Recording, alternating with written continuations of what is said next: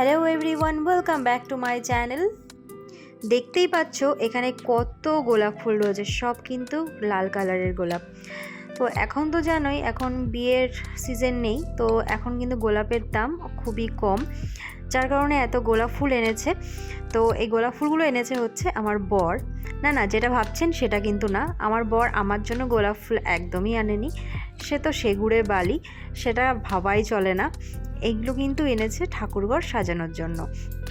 কালকে হলো 19শে জ্যৈষ্ঠ, লোকনাথ বাবার তিরোধান দিবস, তো যার কারণে এই ফুলগুলো এনেছে ঘর সাজানোর জন্য।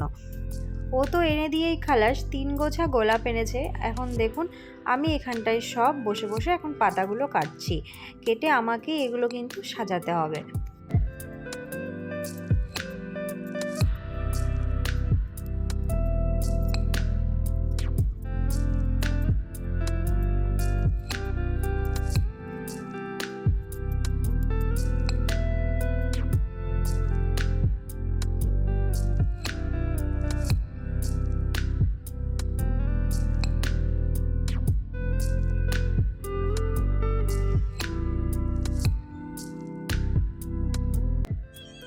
এই যে আমি এখানটায় 4টে ফ্লাওয়ার ভাস নিয়ে চলে এসেছি, এবার আমি এইগুলোতে সাজাবো।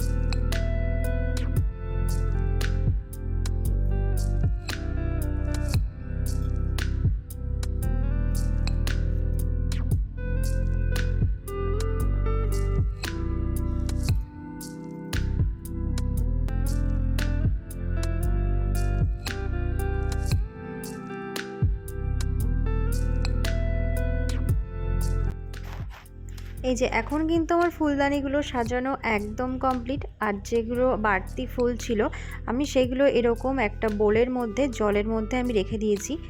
বিশ্বাস করুন এই এমনি ভাসে রাখার থেকে কিন্তু এই জলের মধ্যে আপনারা যদি এইভাবে ফুল রাখেন তাহলে কিন্তু অনেক দিন থাকে। ফুলগুলো সাজিয়ে কেমন লাগছে অবশ্যই কিন্তু কমেন্ট বক্সে জানাবেন। আর অবশ্যই আমার চ্যানেলটিকে সাবস্ক্রাইব করে আমার পাশে থাকবেন, আর নোটিফিকেশন বেল আইকনটিকে প্রেস করে দেবেন যাতে আমার সমস্ত ভিডিওর নোটিফিকেশন আপনাদের কাছে পৌঁছে যায়। এইভাবে বোলের মধ্যে যে কোনো ফুল সাজিয়ে কিন্তু আপনারা সেন্টার টেবিলের ওপরে রাখতে পারেন, এতে কিন্তু খুবই সুন্দর লাগে দেখতে। এখন বাজে রাত 10টা সাড়ে 10টা, তো এখন বসেছি এই রজনীগন্ধার ফুলের মালাগুলোকে ছাড়ানোর জন্য। এমনভাবে এনেছে সব জড়িয়ে গেছে, তো সেইগুলোই এখন ছাড়াতে বসেছি।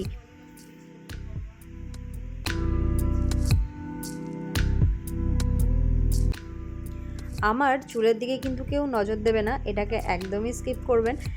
তো এদিকে স্ট্যান্ড ফ্যান চলছে, যার কারণে কিন্তু এই অবস্থা।